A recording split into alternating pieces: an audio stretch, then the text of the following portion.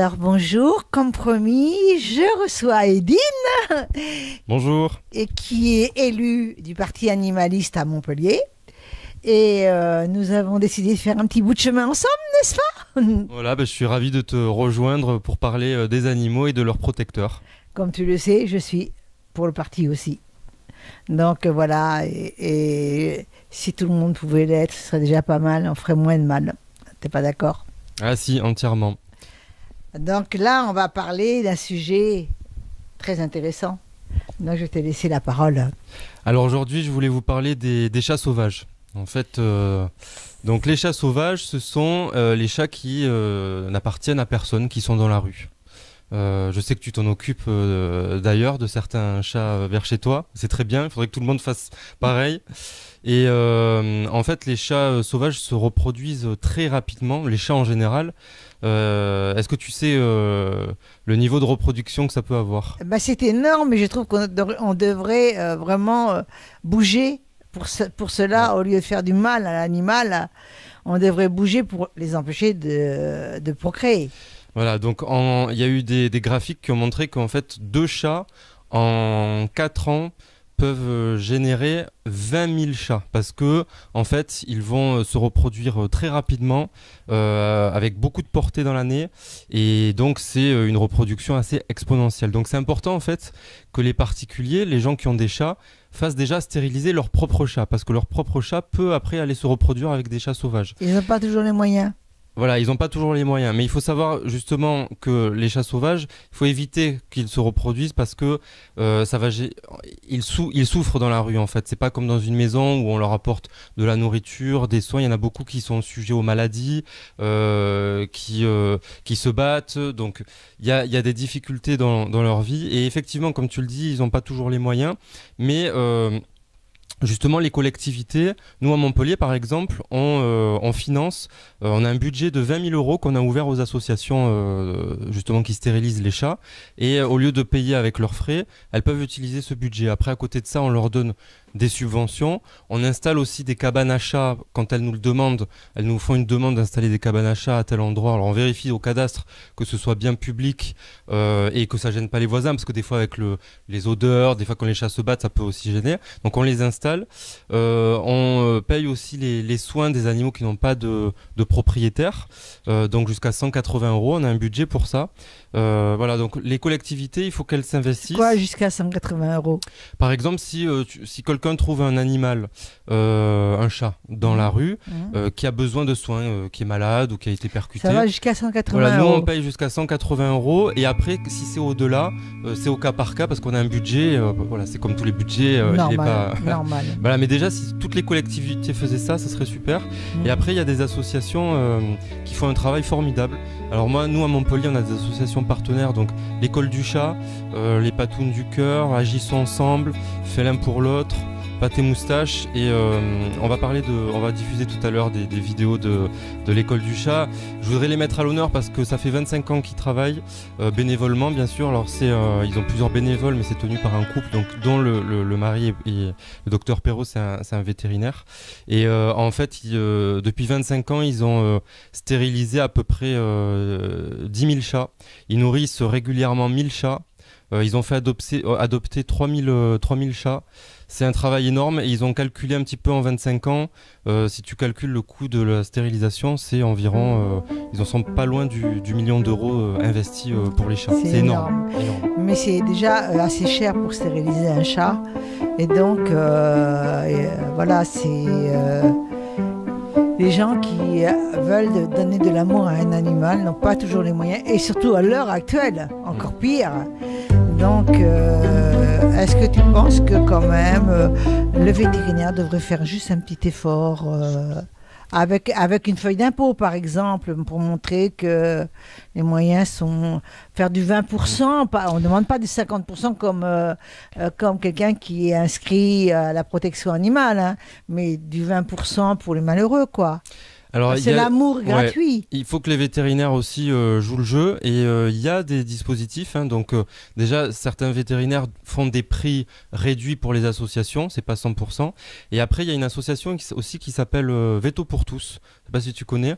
En fait, cette association, elle divise le prix en trois, c'est-à-dire que le tarif d'une stérilisation, le vétérinaire va retirer un tiers du prix.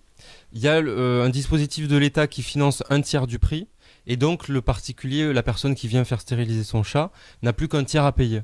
Ça, c'est intéressant. Voilà, ça, c'est Mais tout le monde ne peut pas y aller là-bas. Alors, en fait, il faut se renseigner, il faut contacter Veto pour tous et leur demander les vétérinaires qui sont adhérents de cette association.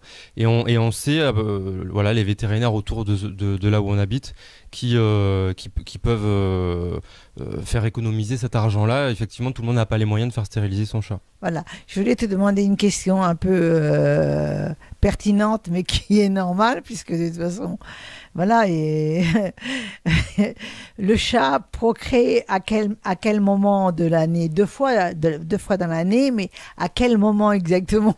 Parce que tu te doutes bien que ça m'intéresse. Alors, il peut même procréer plus de 2 fois. Hein. Maintenant, avec le réchauffement, on a vu que ça augmente, effectivement. Et maintenant, c'est quasiment toute l'année, hein, sauf l'hiver. Vraiment, c'est là où il procrée le moins. Mais sinon, c'est un peu... ouais, il y en a de plus en plus. Et c'est la raison pour laquelle il faut vraiment faire stériliser son animal et aider ces associations qui existent, hein, comme l'école du chat dont j'ai parlé tout à l'heure. Alors si on n'a pas de l'argent pour faire des dons, on peut aussi donner de son temps parce qu'elles ont besoin. En fait, il faut savoir que ça prend beaucoup de temps, hein, de trapper les chats. Il faut avoir une cage trappe, il faut aller dans un endroit où on sait qu'il y a des chats. L'installer, mettre de la nourriture, attendre que le chat arrive. Alors ça se fait plutôt à la tombée de la nuit, enfin ouais, vers le voilà, en fin d'après-midi, tombée de nuit. Et ensuite, une fois que le chat a été trappé, il faut l'amener chez le vétérinaire et ensuite il faut le ramener dans le lieu justement où il a été trappé une fois qu'il a été stérilisé. Donc ça prend beaucoup de temps et c'est vrai qu'en plus d'argent, elles ont besoin de bénévoles. Donc si nos téléspectateurs souhaitent aider les associations, ben, qu'elles le fassent, c'est important parce que les animaux le méritent, les chats le méritent et c'est important d'aider les associations. C'est important. Et est-ce que, à ton avis, parce que tu es plus au courant que moi, un chat vraiment sauvage, on peut quand même l'adopter c'est à long terme, c'est sûr, parce qu'on n'adopte pas comme ça un animal, mais au bout d'un certain temps, est-ce qu'on peut quand même l'adopter? Alors les chats sauvages, ça dépend lesquels. En fait, certains vont pouvoir être adoptés, effectivement, parce que c'est souvent des chats peut-être qui ont été déjà, qui appartenaient à des gens et qui ont été abandonnés, qui ont été mis dans la rue, ça arrive très souvent malheureusement. Certains, on va pouvoir les adopter, ils vont être moins difficiles, mais certains, on ne pourra pas les adopter. Donc là, ceux-là, il faut respecter un peu leurs besoins, voilà, leur univers, leurs besoins, les laisser dans la rue, mais tout en les aidant, leur apportant des soins, leur apportant de la nourriture, comme font les associations. Comme moi, je fais aussi. Et comme toi, tu fais aussi, c'est voilà, très bien. Moi, je te dis, j'avoue que depuis 3-4 jours, je ne dors plus parce que j'ai peur que la mère elle soit enceinte. Alors, donc, à mon avis, non, parce qu'elle a gardé les deux petits. On n'a pas vu les 4, on y avait 4. On a gardé les 2 petits. Mais je me dis, tant qu'elle a ses petits, peut-être qu'elle ne va pas procréer. Ouais. Mais il faudra quand même la faire stériliser pour éviter qu'elle se reproduise Qu'est-ce que indéfiniment. Tu crois que je fais? J'essaye, j'arrive. Je sais bien, bon, on va t'aider, on va regarder ça. Voilà, et donc là, l'émission des chats va prendre fin. Donc nous allons aller sur une autre émission à la prochaine interview. Et je te remercie beaucoup. Donc, il y a des liens qui vont apparaître, voilà, n'est-ce pas? Exactement. Et donc, comment on fait pour, Edine, te joindre? Pas te joindre personnellement, parce que tu auras beaucoup, beaucoup de monde sinon. Et là, je te plains. Et là, tu vas me maudire. Donc, comment on fait pour te joindre pour joindre au moins une aide quelconque, voilà. Donc, on va mettre les coordonnées des associations, notamment l'école du chat, qui a besoin de dons, de bénévoles. Et si vous voulez les aider, n'hésitez pas à les contacter pour leur apporter votre soutien. Ils en ont besoin. Ils donnent beaucoup d'eux-mêmes, beaucoup de leur temps, beaucoup de leur argent. Et c'est bien d'aider aussi ceux qui aident les animaux. Des personnes, voilà, à qui on rend hommage. Et est-ce qu'il y a justement un réseau perso à ce sujet? Oui, il y a un réseau, les associations travaillent en réseau. Nous dire de comment? toute façon, Non, mais toi, est-ce que tu as un réseau en donnant toutes les adresses Non? On donnera l'adresse de l'école du chat et après sinon il y a les autres associations dont j'ai parlé tout à l'heure sur Montpellier qui ont aussi besoin d'aide, donc elles travaillent après en réseau et quand il y en a Oui, une mais qui... comment on fait quand on va sur les réseaux sociaux? Comment on fait pour trouver l'adresse? Peut-être qu'ils ont envie de te faire un petit mot gentil, tu comprends? Ah, sur mes réseaux sociaux à Ouais. moi, d'accord, oui, ben, on affichera si vous voulez mes réseaux et comme ça vous pourrez m'envoyer un petit mot et En espérant que tu éventuellement pourras voilà. répondre. Oui, non, j'essaye toujours de répondre, voilà, j'essaye toujours de répondre. Alors, Edine et moi, on vous dit bye bye! Au revoir, à bientôt.